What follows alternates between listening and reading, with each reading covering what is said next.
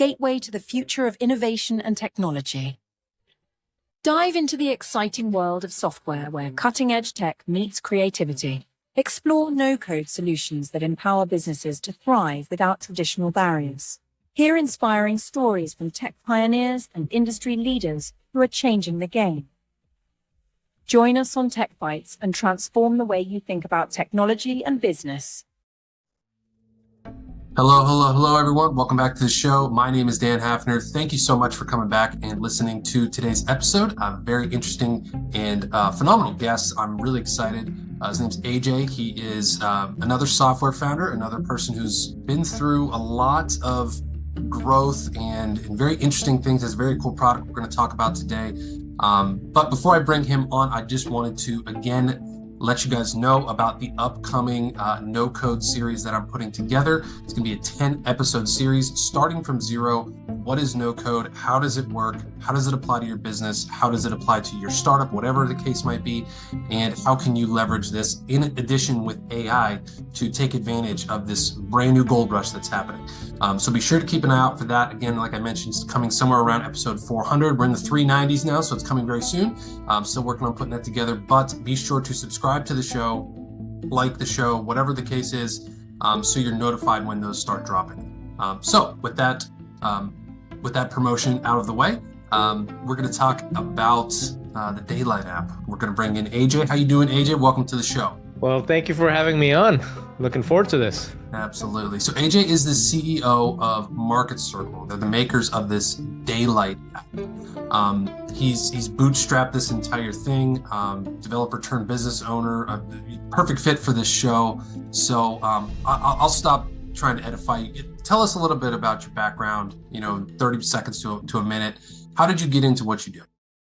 So I was always interested in the small business space. So I've always believed that small business is where big business comes from, where progress is made in society, etc. Right? All these ideas, they're small ideas. Somebody has an idea. It seems small, and then it blows up somewhere as they grow it. Right? Yeah. It's we hear the story about starting in the garage, or nowadays in the second bedroom, or etc. Right? So, or in a cafe. Right? So that's always been my kind of thing. So when I was going through school, I was going through college, and I in our case we had these co-op programs. And in co-op, you go and work for 4 months, then you come back to school for 4 months, et cetera, which is a great thing for students to learn what they don't like. Yeah. And so I learned that I don't like big companies because I went to work for IBM. I went to work for some other bigger companies, and I'm like, this is not for me. I was already a small business proponent, and so I learned that I want to be in a smaller business, and one thing led to another. I started my own company when I got let go from another company, which is a relatively small business, about 200 people. That's not massive, not like IBM. And in that process, I pivoted multiple times. A long story. Like I went out to market with a .com kind of idea. I got to the VCs the day the .com bubble burst. So I'm aging myself here, but terrible timing, huh? Yeah, terrible, absolutely terrible timing. But pivot after pivot. This is a thing. As a small business owner or an entrepreneur, you got to learn how to pivot. You got to kind of read the market a little bit, or the situation, and pull up your socks, pivot, and keep moving. Right. So that's what I did several times. And we came to this product called Daylite. Daylite, actually, I built it mostly for me because at the time I was selling consulting work. And one of the things was I would showcase, I was thinking of showcasing my technical prowess so that you would hire me and my team, right? I had a couple of people with me. And so that product became what is Daylite now. And the idea behind it is to help small businesses grow. And in order, the fundamental things in order to help a small business grow is you need customers, right? So by default, the CRM part of Daylight is strong, and that's how we're kind of known. You know, we go by that kind of thing. But we're really productivity first, and then CRM. With the whole intent, the whole idea is to help that ambitious person grow their business to 20 people, 30 people, 100 people. We've had people, customers that have started with us really small, 4 or 5 people, and then they're over the 100 mark now, right? Which is Wow. to me that's like I couldn't be happier. Yeah, that's amazing. I mean, think about the economy that you create just by building something. I think that's something that a lot of people don't even think about. And that's one thing that took me probably several years to realize of. I was just out there building things, doing my thing, doing no code, building software for people, then stepped back and was like, I wonder what like has actually been business results from these things because I never really followed up a lot with that. And then when I went and Right. dug into the customers and what they did with it and how I was like, holy crap, like that's quite the impact. Like Yeah. that's amazing. Yeah. That's why I say that, small business, being an entrepreneur and you having an idea and pursuing it is actually a noble thing because if you pull it off, right? Yeah. You're creating jobs, you're improving people's lives, and you're furthering, society. And that's what remember I was telling you at the beginning, right? That's one of the things I believe about small businesses that we further society Yeah. in one way or another. And so, Very cool. so yeah, so you're kind of corroborating what I was saying earlier. Yeah, 100%. So for those of you who are just listening, I'm screen sharing if you watch this on YouTube or Spotify or whatever.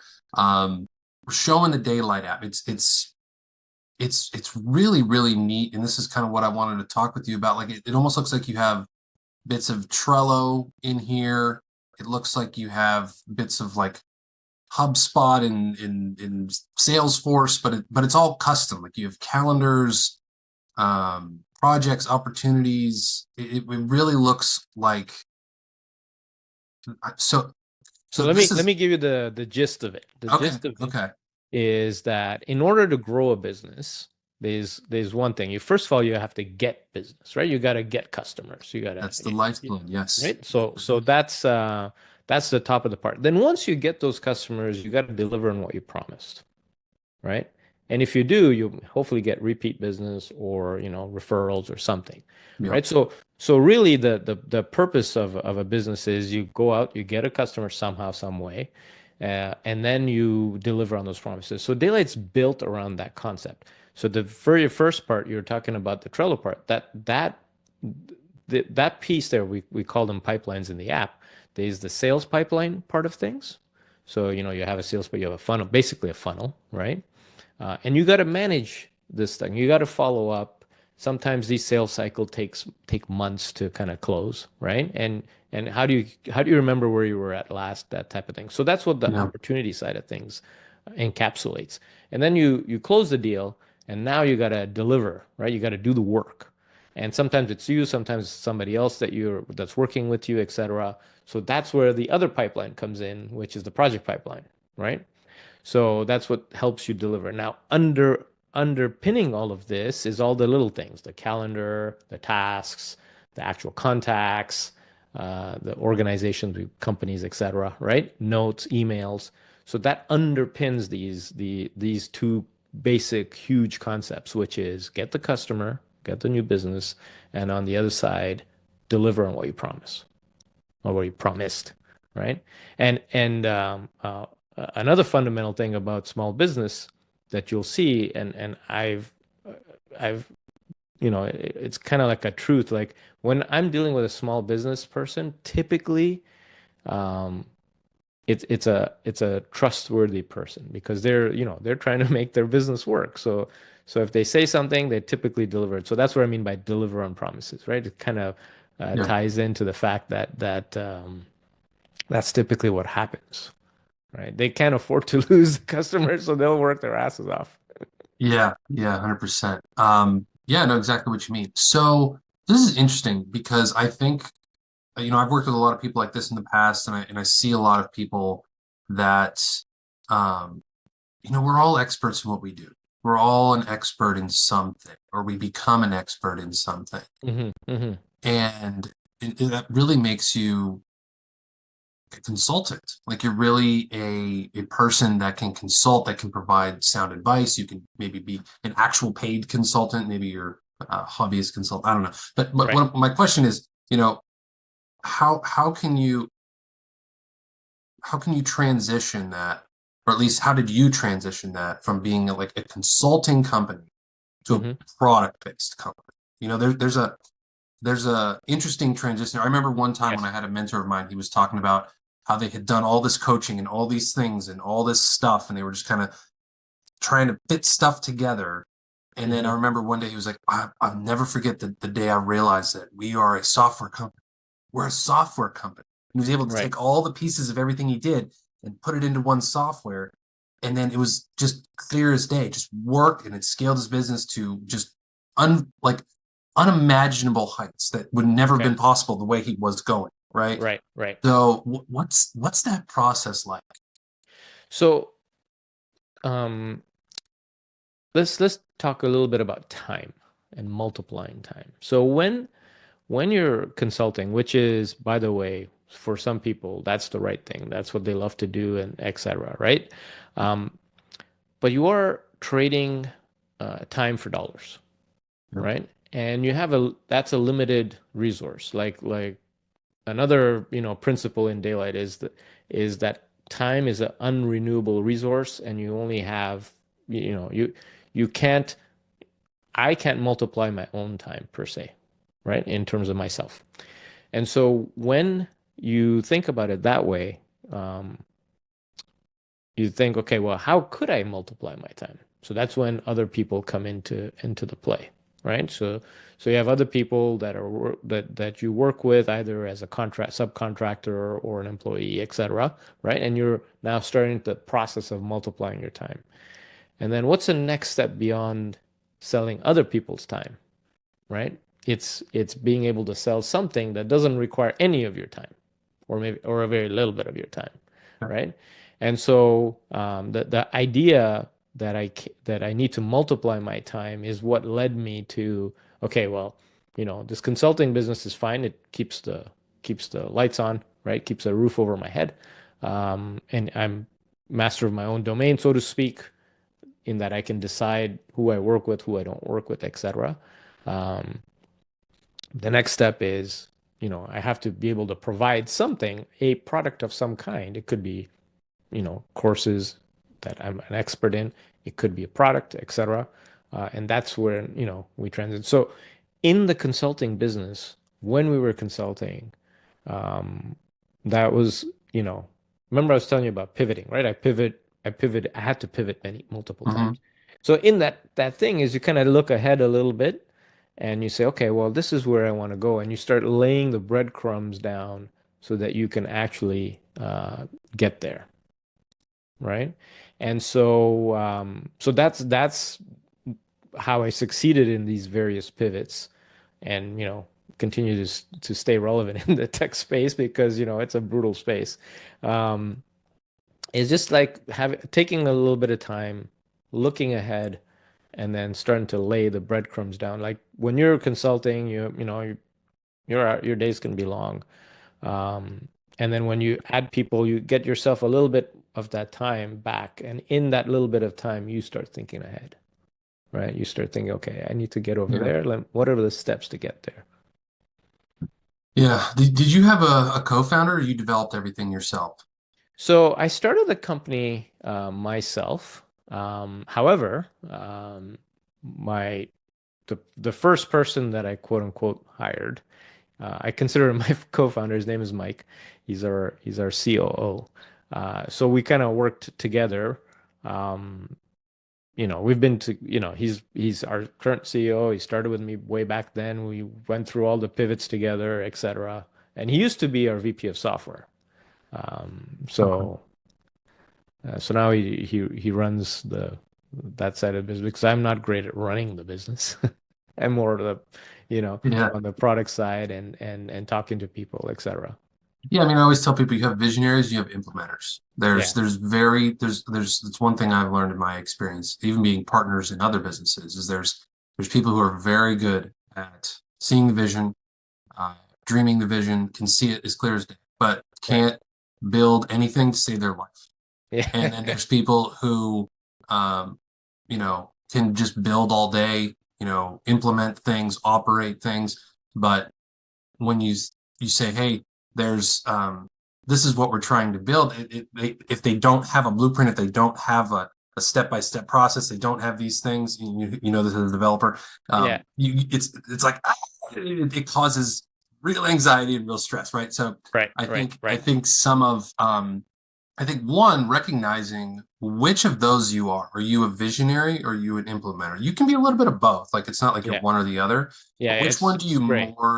which one do you more gravitate to? And then, like you said, kind of leveraging someone else's time, finding someone else to take over that other role. And I just asked about the co-founder thing because going back to your previous question about, or the previous answer about pivoting and turning from a consulting into a product-based business, Hmm. that's where a lot of people get stuck is, well, I have this idea, I have this thing, but I don't know how to build it, or I don't know what to do. Right. Right. Right. And if you don't have those, that was exactly me when I started, when I was like, I want to build this thing, but I don't know what to do with it, and fell into the world of no code, and then the rest is history. Hmm. Um, but that can be a tough place to kind of figure out where, It you know is. what I It mean? is. It's, it is.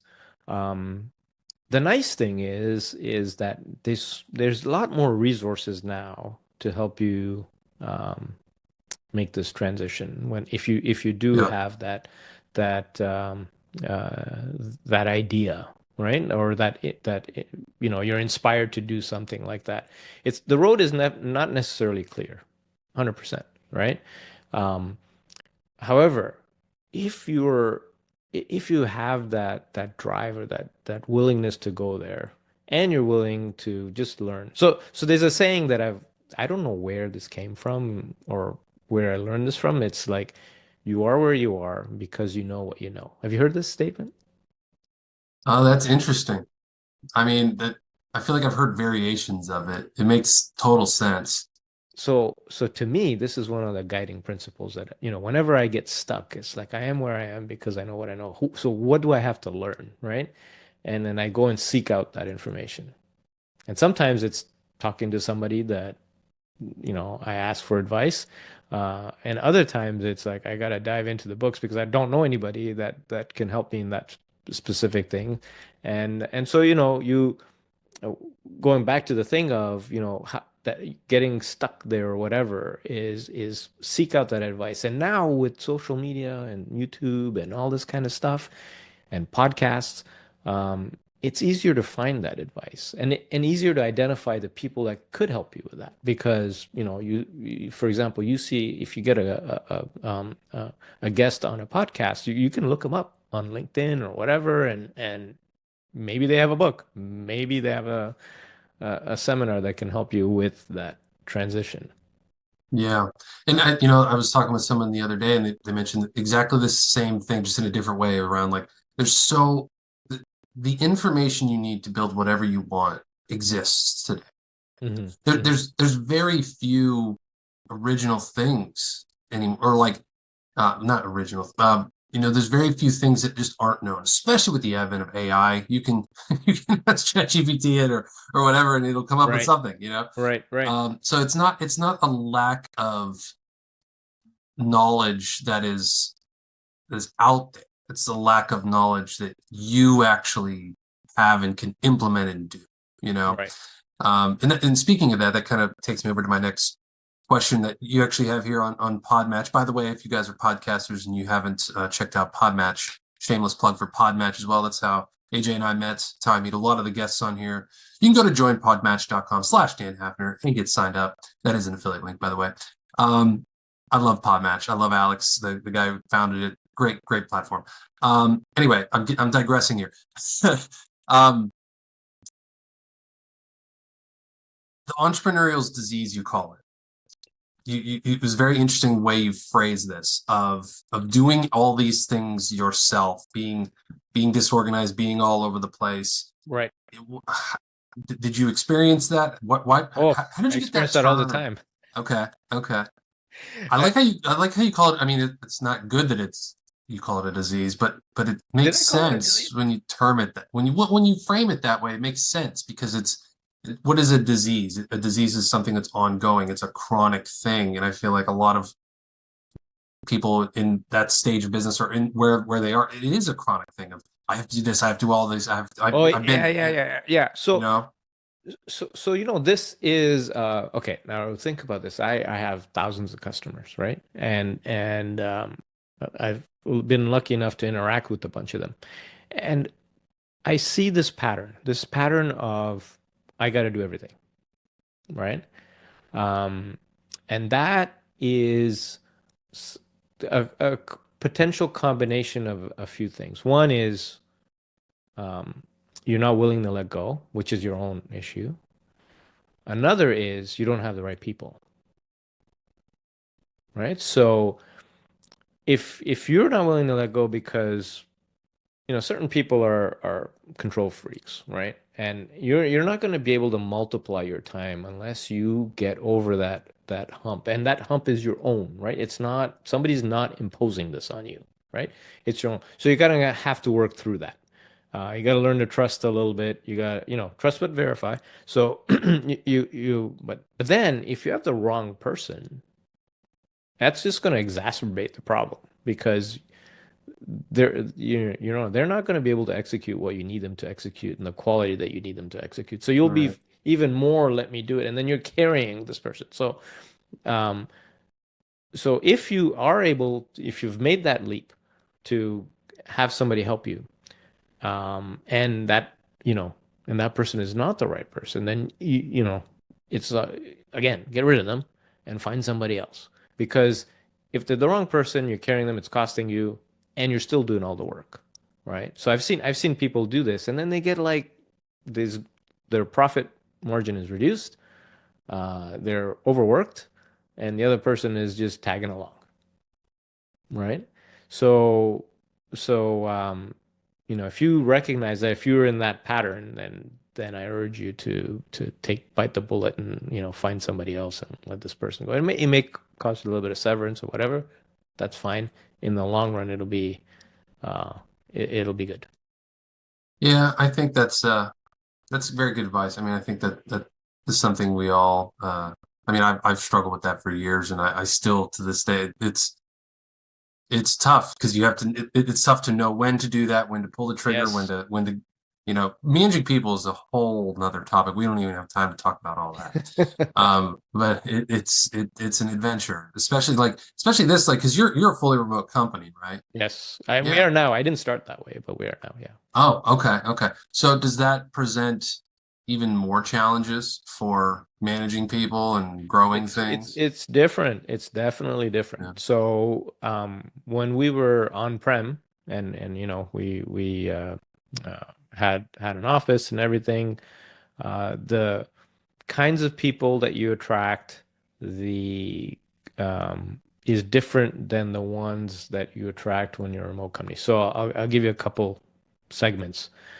So when you're coming out of college or out of university, you still need to learn, right? And going straight into a remote job is probably not a good idea because you learn by seeing what others do. You learn by somebody seeing what you're doing wrong and them telling you, hey, no, no, no, you should do this instead, kind of thing, right? So we built a good portion of our company with new grads and co-ops. Just like I was a co-op, I went and recruited co-ops, right? Nice. And so I was able to do that in an office environment because it's easy to guide them. In a remote company, I can't necessarily hire that kind of person because it's training remotely is very difficult, right? Yeah. And so the crowd that actually ends up working in a fully remote company is more people that have some experience already, right? And typically they're starting a family. And so being remote, being able to work from home is an advantage because they need to be home for their kids, etc. Right? And so that when people are in that stage of life, working remote is great. They have some experience. They have some expertise. You don't have to you don't have to watch the baby steps or guide them through everything because they can actually bring some expertise. For them, it's great because they need to be home because they're raising their kids. And then there's the next stage, which is kids have left or, in college or what have you, and now they're bored at home. So they're great to bring back into the office, I think, right? So in our case, we've had Hmm. people that were younger that have left because, they're not getting the social interaction they need. And then the older ones are like, you know, I'm bored at home. Right. Interesting. So that segment in the middle works great in the room. That's what I've learned, having had both types of companies. Yeah, I see that. And I think back on my own journey too. Like my very first job out of school was actually one that was, oh, here we go. It was one that was like semi-remote. And Okay. I think that was probably the greatest like gift that I could have had because I had jobs since that were in office all the time, but then when I started doing my own thing, I kind of hey, I've done this before. Right, right, right, right, right. Sorry, go ahead. If you have anything to add to this, I'm going to try to get my dog to stop barking. By the way, I'm not hearing anything. So this whole work from home thing, or back to the office kind of thing that you're hearing about from all the big companies, which I think is partially driven through because of real estate. Um, it is like for companies that have built their entire culture based on in person, it's a difficult transition. It's not an easy transition Yeah. because managing first of all the kinds of people you need, and secondly, managing remote teams requires a slightly different, well, a different discipline. And so that um, it took me a while to make that transition. It wasn't, and Yeah. we started the whole remote thing a long time ago prior to COVID, right? Oh. And so we gradually did thing where we were working from home Tuesdays and Thursdays, and we'd be in the office Monday, Wednesday, Friday, right? And we learned all kinds of stuff that was broken in our systems, and we fixed those, and then finally we went to Monday, Wednesday, Friday at home, and then Tuesday, Thursday at the office, and then one day at the office, and then one day every 2 weeks, and we kind of then one Hmm. day a quarter, and then COVID hit, and then we were fully remote. Um, and we've been fully remote since. But it takes a bit of an adjustment because, how do you know that people are in the right direction?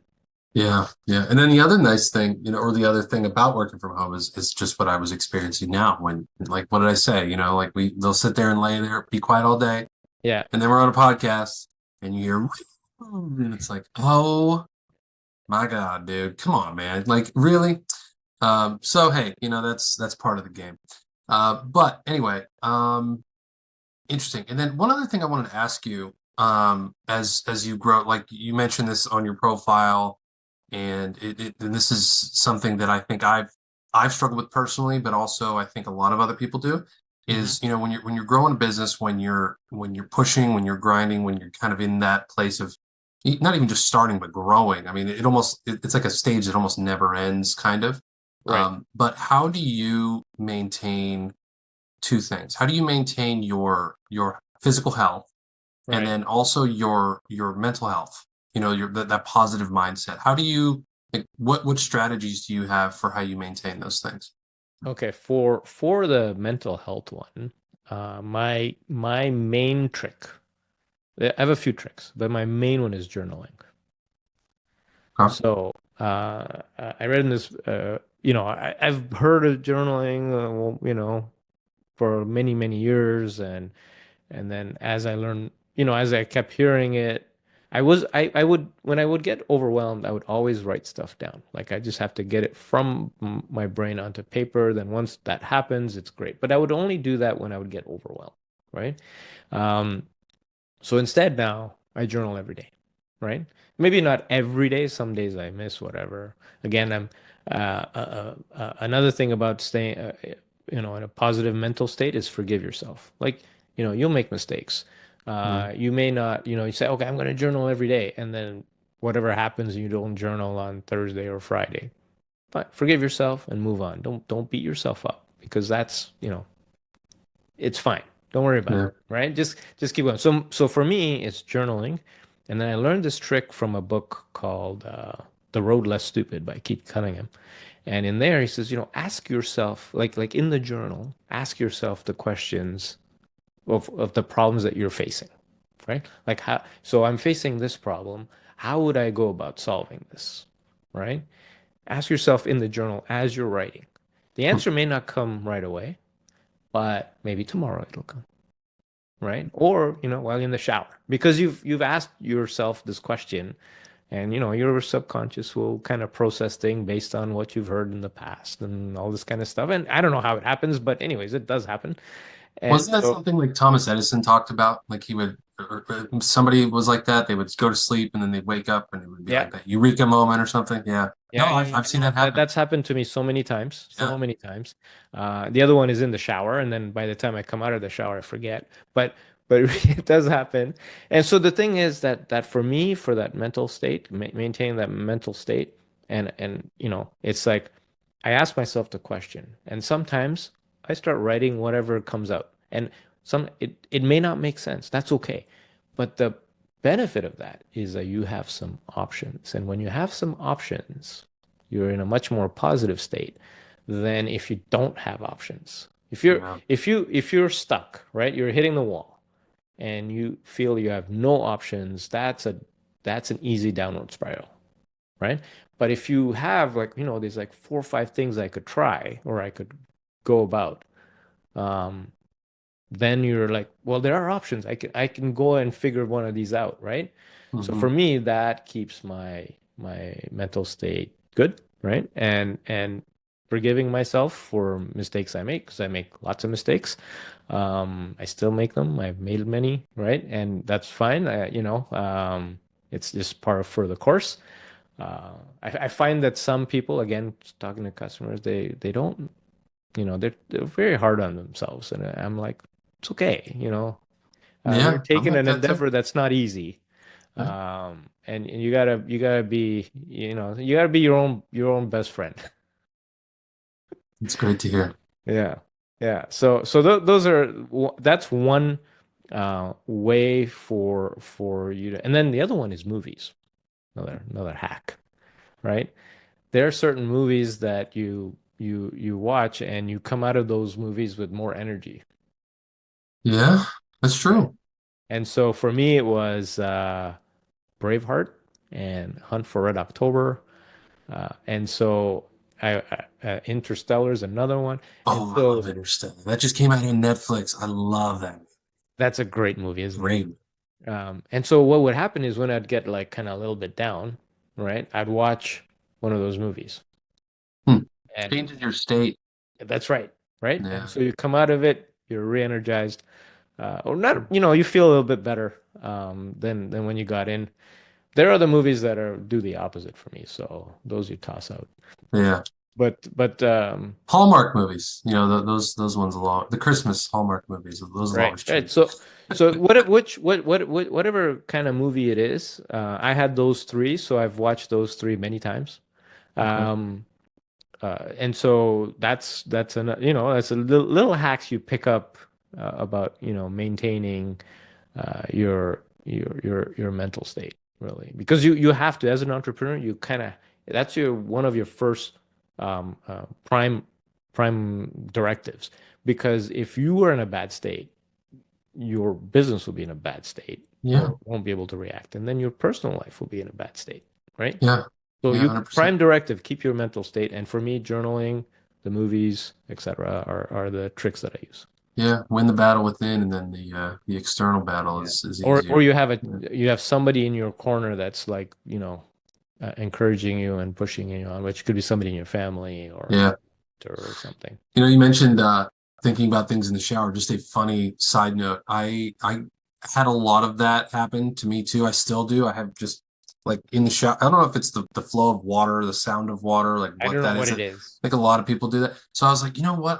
I'm just like you. I'll forget things as soon as I leave the shower. So what I did one time was I bought a waterproof, supposed to be waterproof whiteboard, Yeah, that you could stick up in the shower. And my wife is like, what in the heck is this? And I was like, don't worry, it's going to be awesome. Going to have all these ideas. Sure enough, I tried every dry erase marker I could find, and that stupid thing, when it would get wet, it would not work. Like, it just wouldn't work in the shower. So, product idea for anyone listening out there: if you can come up with a whiteboard that works in the shower along with markers, you got quite a market in the entrepreneurial space. I think you could do very well. Even in the non-entrepreneurial space, like, you're an engineer, like for me, some of the coding stuff would come that way. Like, oh, I know how to do this now, right? Yeah.